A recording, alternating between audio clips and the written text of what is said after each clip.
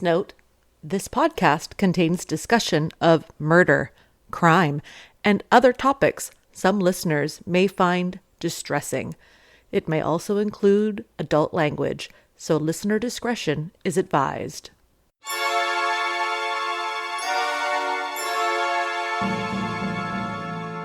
In the Federation, crime is considered illogical, rare, and beneath the ideals of advanced civilization. But in deep space, where warp fields twist reality and justice is filtered through prime directives and political treaties, murder still finds a way.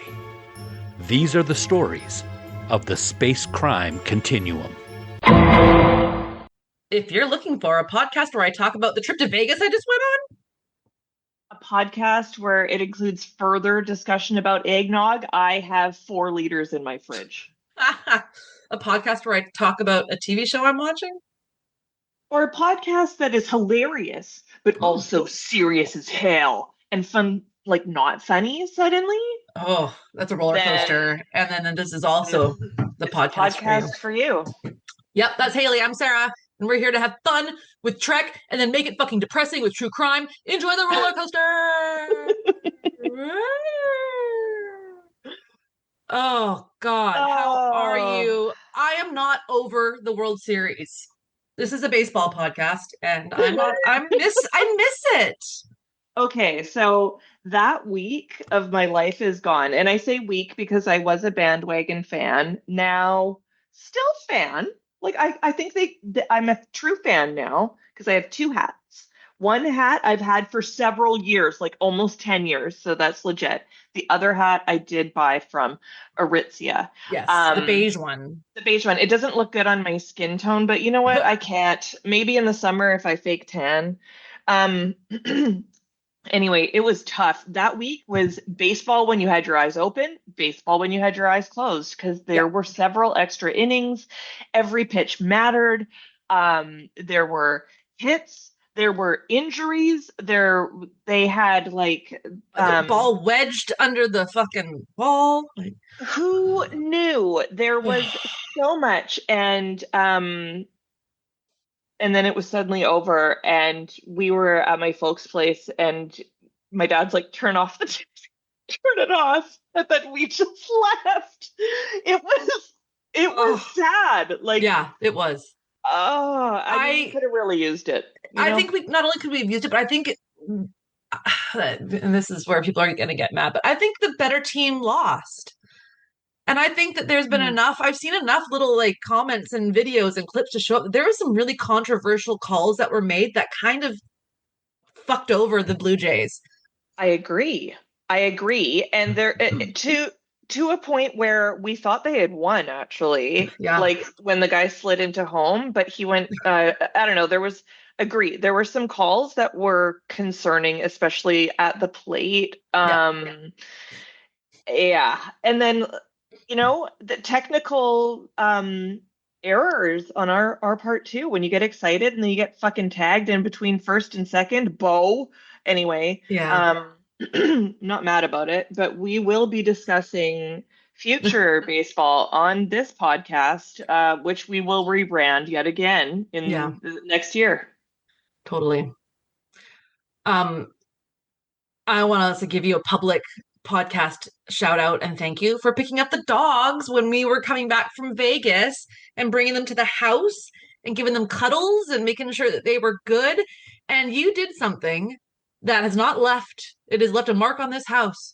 You left the oven light on ambiance. We've never used that light. I will not turn that light off now. It looks so nice. And Brad's like, whoa, like we're really taking advantage. I'm like, she did something that just, I love it. Yeah. It's and I like dimmed the lights like ever so in the kitchen, kind of, because I hate direct light. Every single pot light to me is like a police interrogation. It's not enjoyable. I like ambient lighting. And you're welcome. 100%. And those dogs, it's like I've owned them my whole life. If you looked at the car, I couldn't believe, you're like, put a sheet down. I'm like, no problem. There were those hair in between the seats, under the sheet. How? You turn on the air conditioner and it's like hair in my eyes.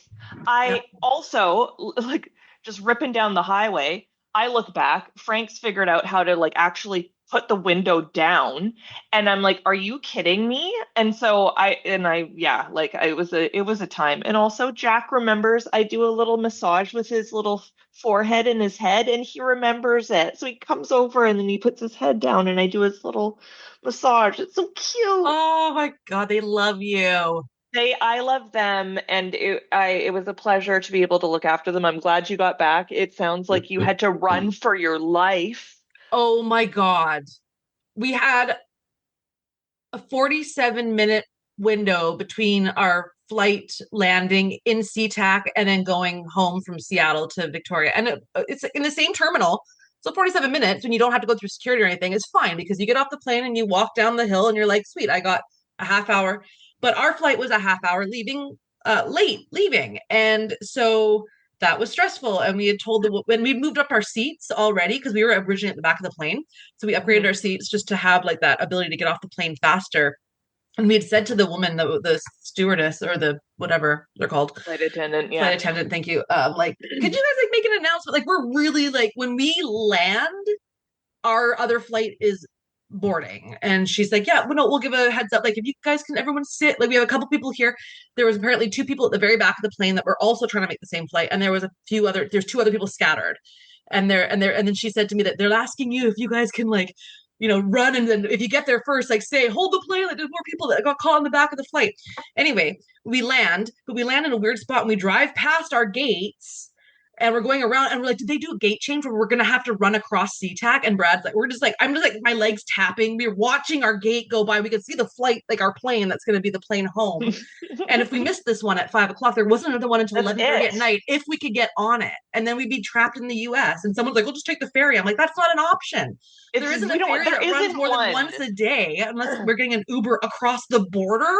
That's not sketchy in this time. Like, anyway, we're like just going really, really slow, like really, really slow. And as soon as a second before the seatbelt light, we were up, like grabbing our luggage and saying, excuse me. And everyone stopped and said, good luck, good luck, good luck. And people from the very back, because it was a major size plane, they all got up to the front. And some people in first class were like, what's going on? They're like, they have to get off the flight. They're like, oh, okay. And everyone just kept cheering us on, being like, good luck, good luck. And as soon as that thing opened, we all ran, and we ran right when they were boarding like C and we were B, right? So we were like, okay, we can go right on.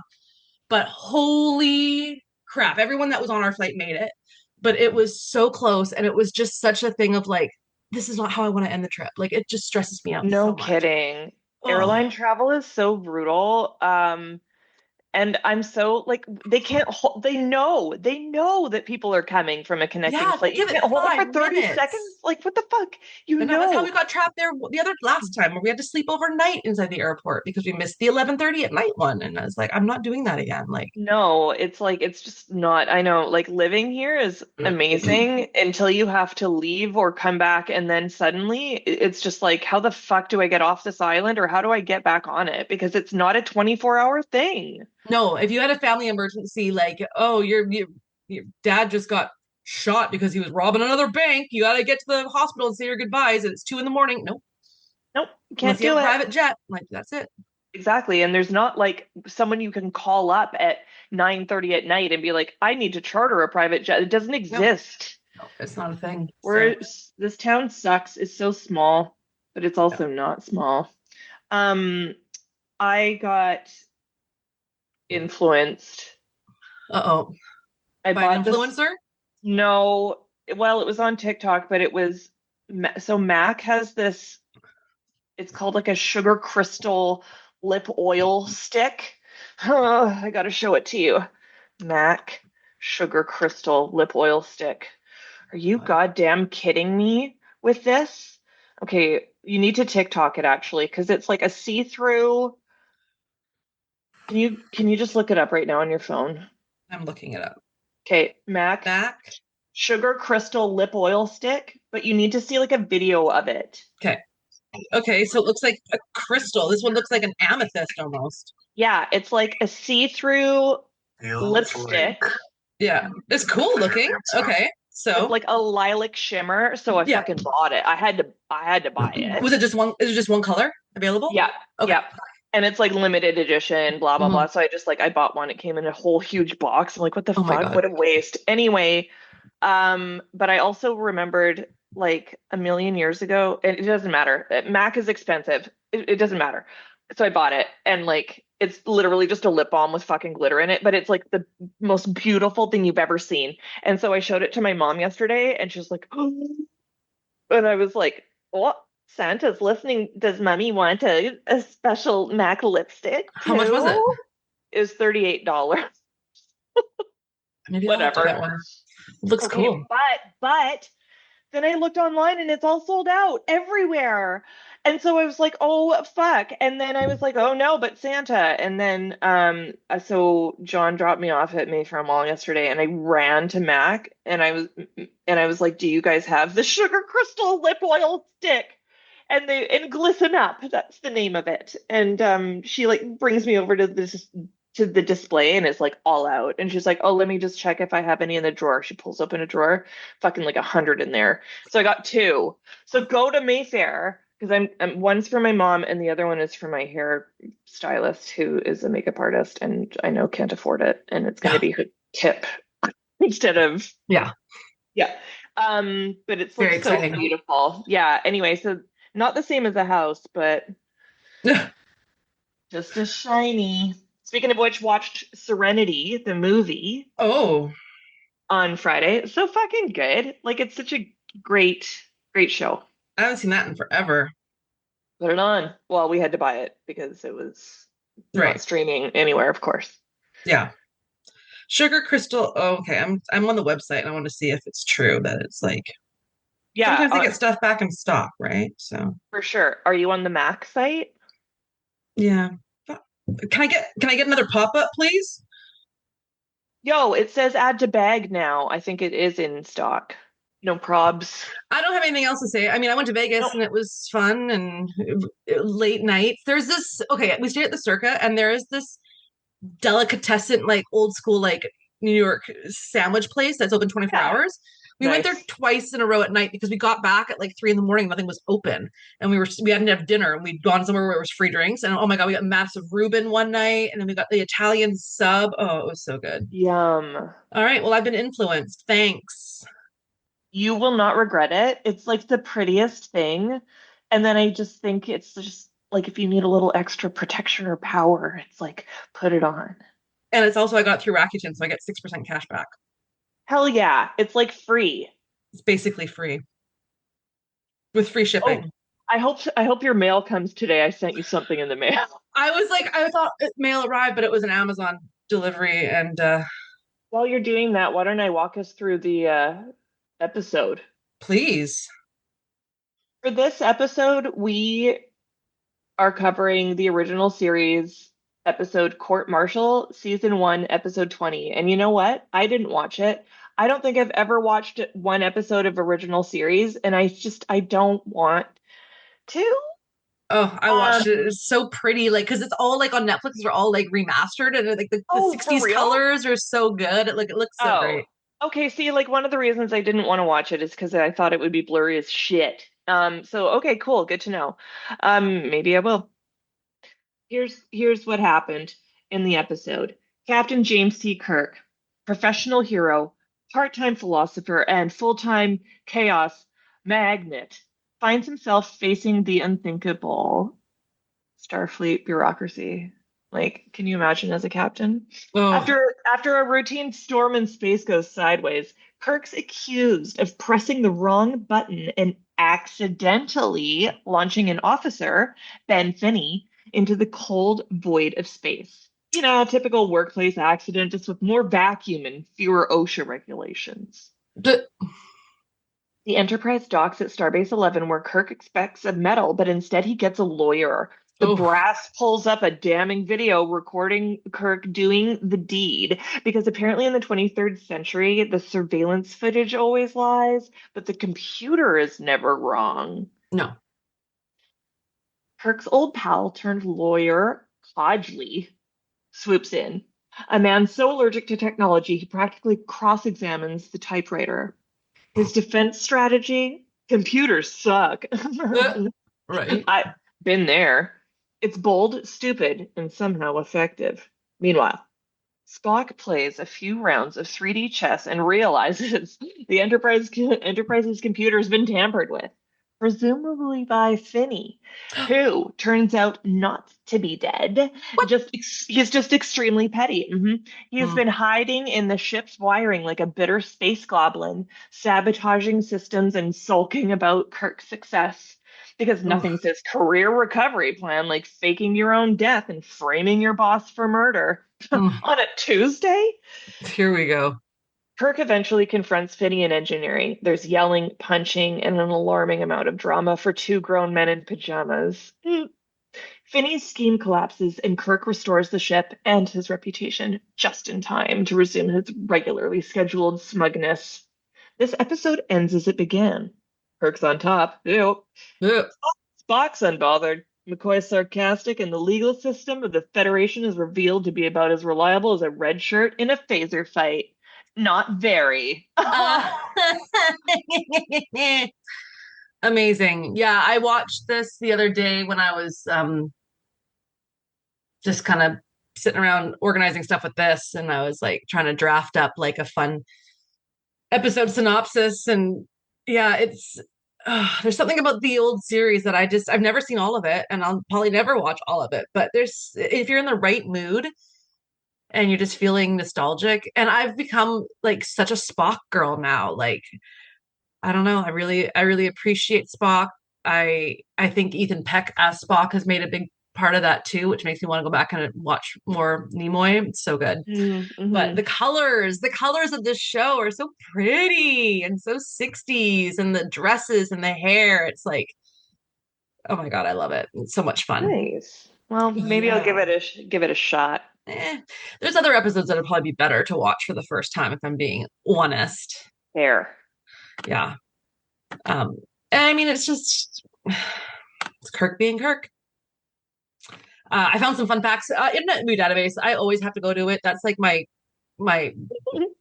thing. Like, if I'm watching anything, I can't not read about all the stupid fun facts and goofs that happen, because I need to know. It somehow makes the movie or TV show even better.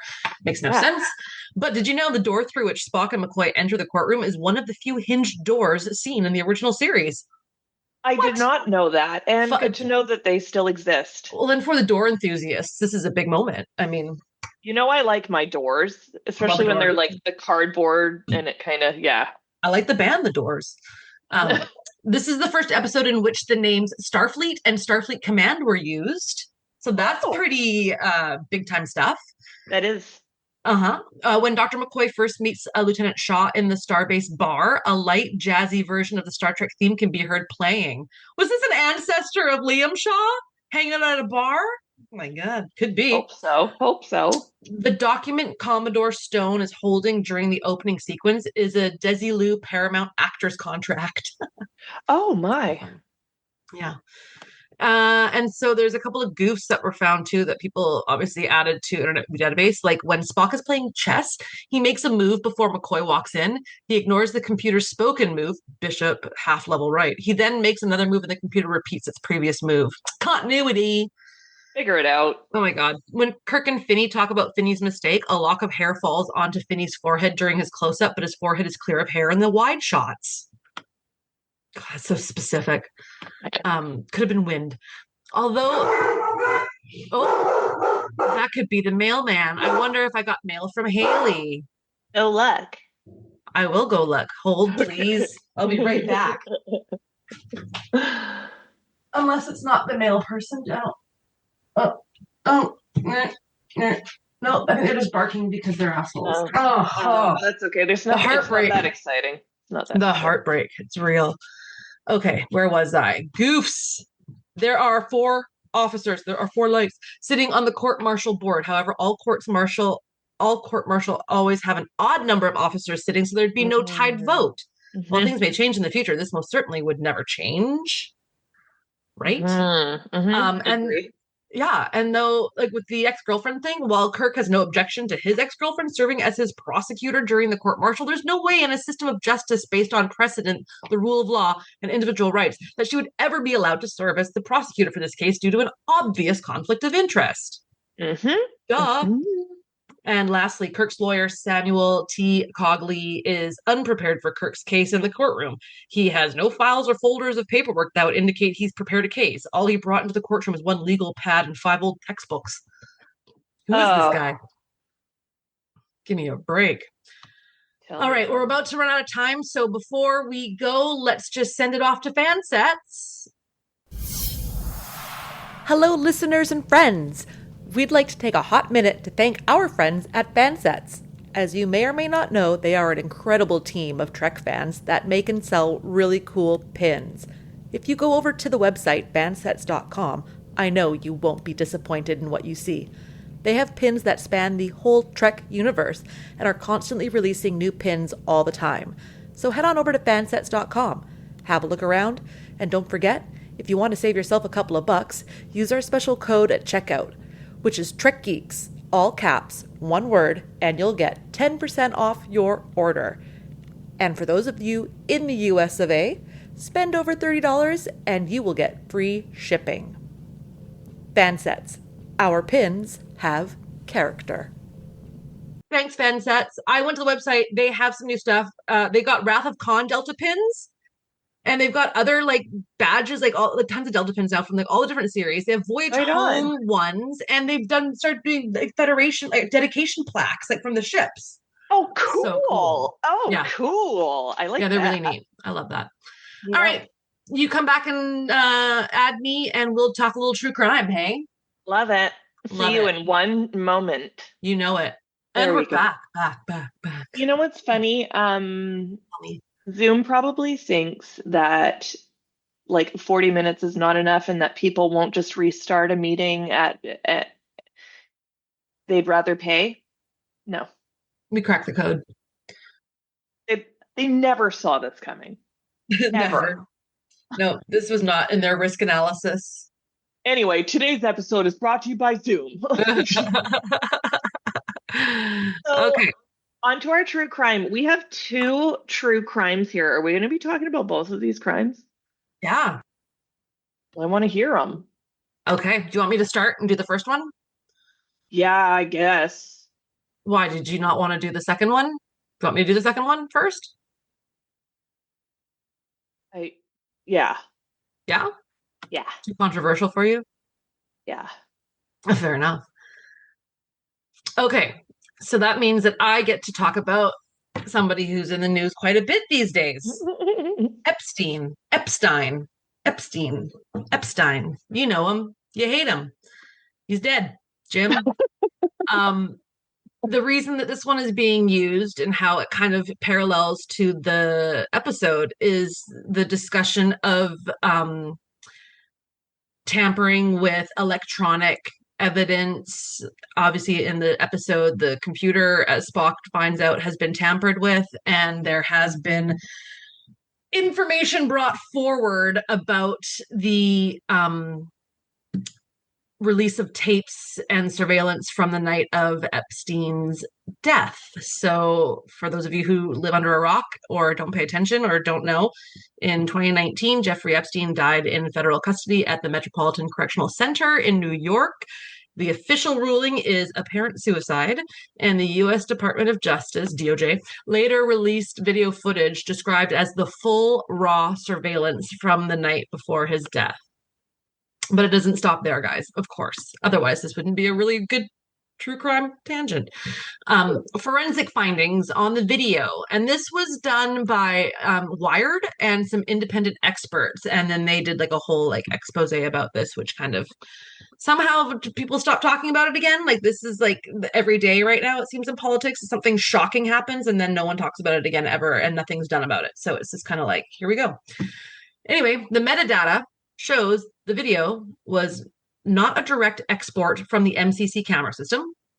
It appears to have been processed through Adobe Premiere Pro, indicating post-production rather than untouched footage, or as they were calling it, raw footage. The analysts concluded that the file looked assembled from at least 2 different source clips. It was saved multiple times before being exported. And again, despite these edits, it was still being publicly labeled as raw. There's also apparently some gaps in some missing footage, a 1 minute gap between 11:58 p.m. and 12 a.m. Additional analysis suggests about 2 minutes and 53 seconds may be missing from one of the original source files. Now, why this matters, and this is obviously a concern with regards to chain of custody, is calling a file raw, quote unquote, implies no alterations. To the basic person, you would think, hey, raw means it's been untouched. But metadata shows processing, editing, or re-exporting. Even innocent edits like format conversions or merging clips can break the chain of custody integrity and create doubt about authenticity. And like one expert opinion had said, such a file would not be acceptable for court use. And it said they advise returning to the original source footage. Like, okay, cool. You edited. You're saying you edited it because you just wanted to brighten it up. Well, how can I trust that that's all you did? You need to see the original raw footage, the actual raw footage. Right. But the important things to note is that the analysis does not prove intentional tampering or malicious editing. Like I said, edits could have been from format conversion, system quirks, or camera merging processes. So obviously this case remains politically charged because there's so many interpretations that are coming from every direction. But it does highlight how digital evidence can appear raw while still being processed, which raises questions about reliability, legal admissibility, and the public trust in institutional handling of high-profile cases. So that is the story. I think it's a very interesting story. I think that I don't know. I don't know everything about this case. I obviously know a lot about it. It's hard not to know about it. Plus, there's like 500 different documentaries on Netflix or Prime or whatever. I don't think he killed himself, personally. That's my take. I think that someone had something to do with it because he has a lot of info on a lot of people. And then, this one is such a strange one, too, because why would they allow him the opportunity to commit? And then, I don't know.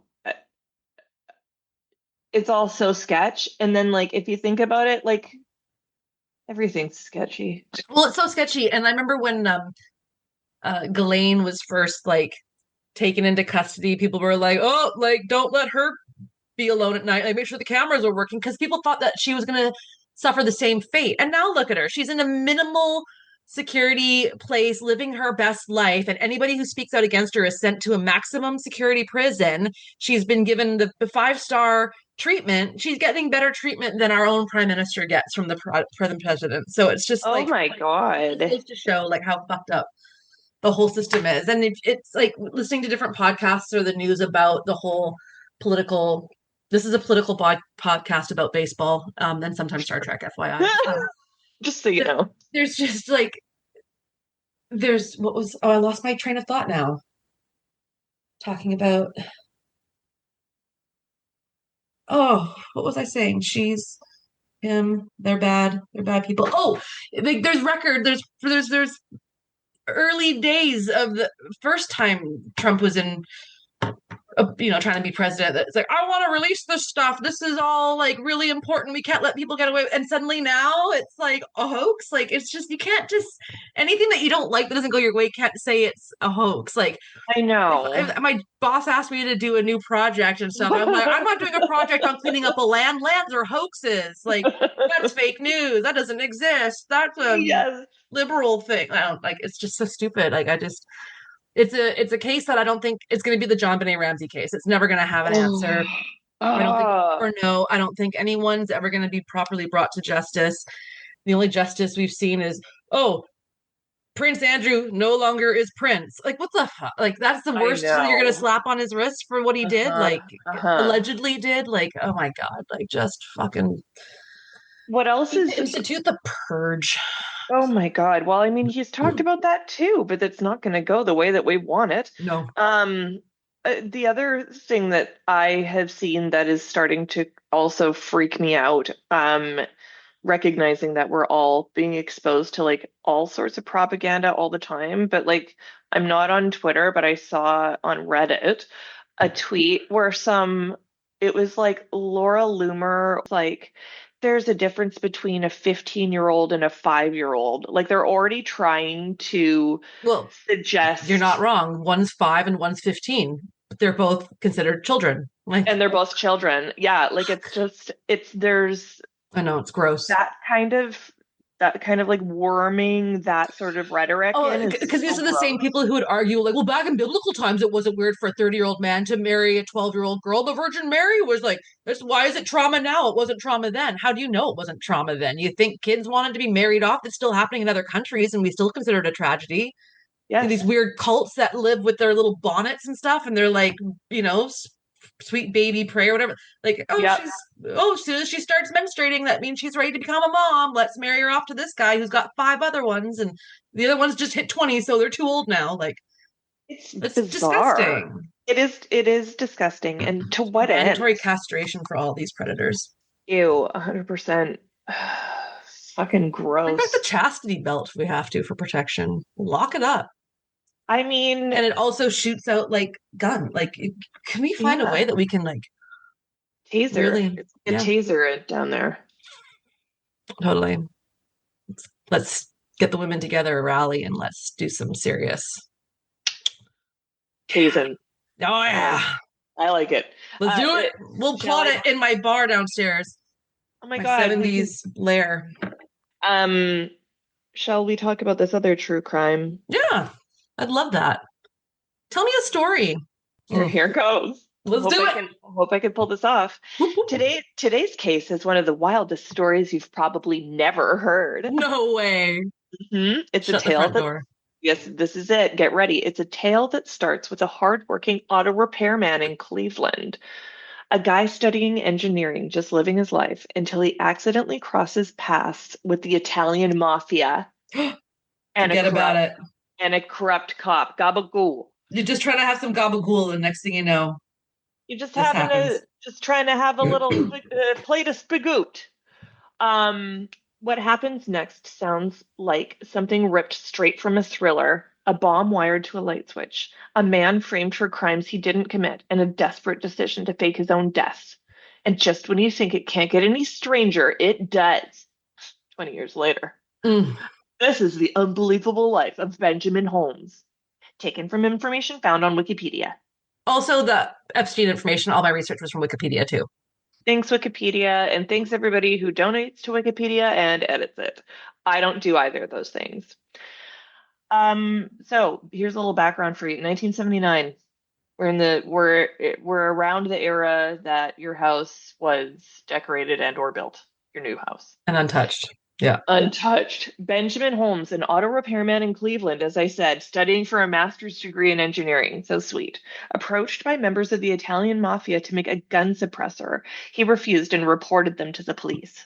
A police officer later pressured him for the same thing. What? Suggesting corruption on both sides. First of all, who is this auto repairman and why are these people coming to him? Okay, in 1979, in October, Holmes returns home to find his lights are off, including one that he always leaves on. When he flips the switch, a bomb wired to it detonates, engulfing him in flames. What the fuck? While hospitalized, he's accused of trying to burn down his own home for insurance. Brutal. Harsh. After being discharged from the hospital, Holmes sees news reports. He is wanted for violent crimes he didn't commit, and police have issued a shoot-on-sight order. Ugh, that's my goal. Holmes, yes. I want that. What have I done to have them say, you see this girl in her Starfleet boots and her Law and Order jacket, shoot on sight. Shoot on sight, unstable. Yeah. Real piece of work. Do not be brought down by her advanced comedy computer brain. Okay. Holmes realizes, obviously, someone is actively trying to frame him or kill him. In desperation, he stages a fake murder in his car. He uses a syringe to splatter his own blood to simulate being shot. He leaves the car running on a remote road, and then he flees to like a little town in Ohio where a friend helps him out. He spends months there. He changes his appearance. He grows his hair and his beard out. He tattoos over burn scars. He gets a fake ID, as you do. And he finds work in an auto shop, of course, under a new identity. In 1988, 7 years after disappearing, he's legally declared dead, and his wife receives a $100,000 life insurance payout. So he had a wife this whole time. Does she know what's going on? I mean, I already know what happens. With the insurance money, he, his wife, and their daughter quietly moved to Youngstown, Ohio. Okay, so she knew. They live under the radar for like 20 years. That is insane. Oh no. 20 years later, Holmes confronts his wife over an affair. She shoots him twice in the midsection, as you do. At the hospital, a nurse, a former high school classmate, recognizes him. His true identity becomes known, but he is not charged. After this, he continues to live in Youngstown, so I guess he survived. And it doesn't say whether he gets a divorce or not. Reports say he is writing a book about his experiences, and in 2011, he was featured on the first episode of Discovery Channel's excellent quality programming, I Faked My Own Death. This is similar to the episode because he faked his own death, just like Ben Finley. What in the world? It would be it would be next to impossible this day and age to fake your own death and disappear because of technology and cameras and facial recognition. Like, God bless the good old days. Like, I wish it was the good old days where, I mean, that's when you had some of the best, most elaborate crimes too. Like, the fact that people just recently broke into the Louvre is beyond me how they did that. Because, dudes. like, yeah, like, but back in the day, it would just be like, you just use a hairpin and, like, a nickel and a little elbow grease, and you got yourself inside the Great Museum, and you can steal whatever you want because there's no cameras, there's no DNA evidence, there's no, like, you just got away with disappearing and just doing weird stuff. And now it's like, if I wanted to fake my own death tomorrow, I would have to, without planning and no prep, I mean, my best bet would be to, I'd have to probably stay on the island because there would be camera footage of me going onto the ferries to escape unless I have a really good disguise. And I would have to have cash and the ability to work for cash, like somebody without, and I'd need to be paid cash. I'd never have a bank account because how do I get a fake ID nowadays it would be so hard to do now. Like, I don't know the right people. I don't have those connections yet.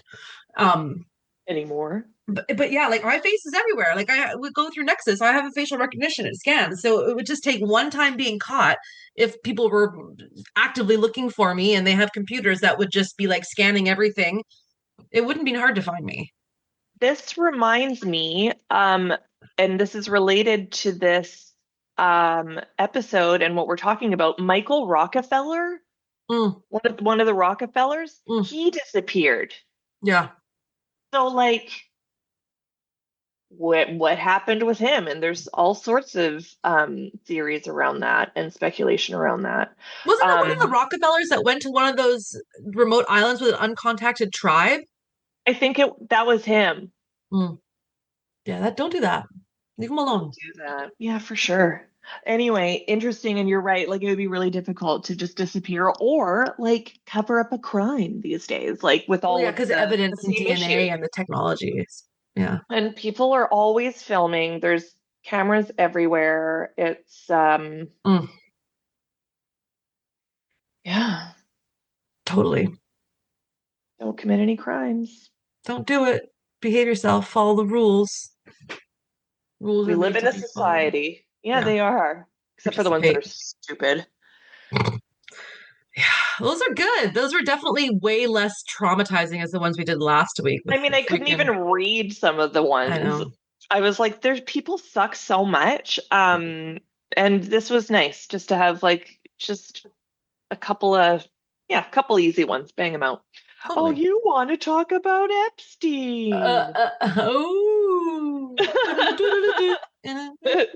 Terry Crews. I love Terry Crews. Me too. That guy's got a life story. Oh, he sure does. Oh, I watched an episode of Brooklyn Nine-Nine yesterday. The one where Holt and Jake are down in Florida in the witness protection program. Jeez. It is so funny. It is so funny. Rip, the guy who played Captain Holt. What a great.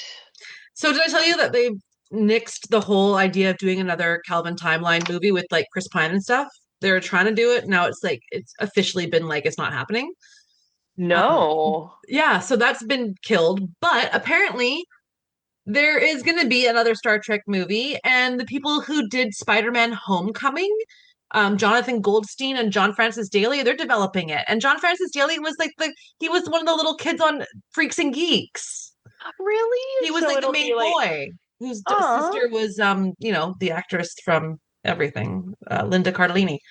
So they've beamed aboard to craft a new original Star Trek film for Paramount Pictures, noted to be a completely new take on the Star Trek universe that's unrelated to any previous franchise project, including other proposed film projects. Wow. Any other news? That's it. That's when will we know more next I guess year? as they start writing and developing, but it was just announced like a day or two ago that's like these guys are doing it now. That's pretty That's kind of exciting. fun. I think so. I'm into it. I'd like to see, is this going to be a Star Trek movie with an all original group of people? And what timeline is it? Is it original series? Is it TNG? Is it Deep Space Nine? Is it going to revisit? Is it going to be reimagining TNG with actors playing them younger? Like, I have no idea what to expect. I think this is very exciting. I think that there's potential to make tons of types of Star Trek movies. Absolutely. Personally. Yeah. Yeah. And Black Friday coming up, that's when they're releasing the Lego. It does have a Wesley. The Riker has a trombone. And Data has Spot. And it's going to be about $500 Canadian. Start saving. Yeah, I won't find that one anytime soon, but I have to save my money so that I can keep up pool maintenance. A lot of chemicals. Mm. I learned that like when I had an above ground pool. Yeah. And like my boss was like, oh yeah, so you're like getting the chlorine and all that in there. I'm like, yeah. Shocking it with the and I was bromine. like, not, but I was like, no, at all. I'm like, oh, this is why it's so scummy. Gross. Yeah, how exciting. Well, and then you ordered that really nice lipstick also. So. Oh my God. How can you not? When you get it, you're going to be like, this is the best gift I've ever gotten. For myself. Absolutely. Literally so beautiful. Like, yeah. Yay. I love it. I got nothing else. I got nothing else either. This was good. I'm looking forward to the next episode. It's a TNG one, so I will be watching that. Ooh, Matter of Perspective? Is that the one that I put on the list to do? Probably. The Riker one where he's sick, yeah. The tab that I have working on now that is one, about Michael Rockefeller, so I don't know. Oh, good stuff. Great stuff. I don't think I have anything else. All right. I'm hungry. I gotta get the dogs out for a dubs, have some lunch. I'm gonna make some enchiladas tonight with I shredded up a bunch of chicken. Oh, all right. You got a phone call to take. I'll grab it. All right. Great to see ya. Have a wonderful rest of your day. You too. Bye. You posted. Bye. Yes. Bye. Well, folks, that's it. Case closed. Mystery solved. And we're filing this one under S for Starfleet. A big thanks to Bill and Dan for giving us a space on the Trek Geeks Podcast Network. Be sure to check out the other amazing shows on the network like Sci-Fi Sisters, the Big Sci-Fi Podcast, or even those terrible old episodes of Rewind. Don't say we didn't warn you. Head over to trekgeeks.com. You'll find links to all of our social media there. And if you're feeling really generous, consider joining Patreon to support the Trek Geeks Network. Subscriptions start at just $3 a month. Huge thanks to our friends at Fansets for their support. Stay tuned. We'll have another episode coming at you real soon. Also, we'd love to hear from you. So leave us a voicemail on the Trek Geeks website. Do it. We'll never forget it. It's our favorite thing. And yes, we still have a Twitter account because apparently it's 2017 forever. And you can find us there at SPCR Continuum, which is basically like Space Crime Continuum, but I couldn't fit it all in the title, okay? That's Continuum with 2 U's, y'all. Yes, it is. And with that, as I like to say, we'll boldly go. You know the rest. That's good.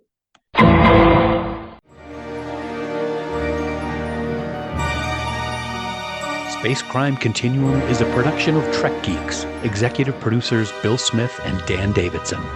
For more great Star Trek podcasts, discover the other shows of Trek Geeks available on Apple Podcasts, Spotify, or on trekgeeks.com.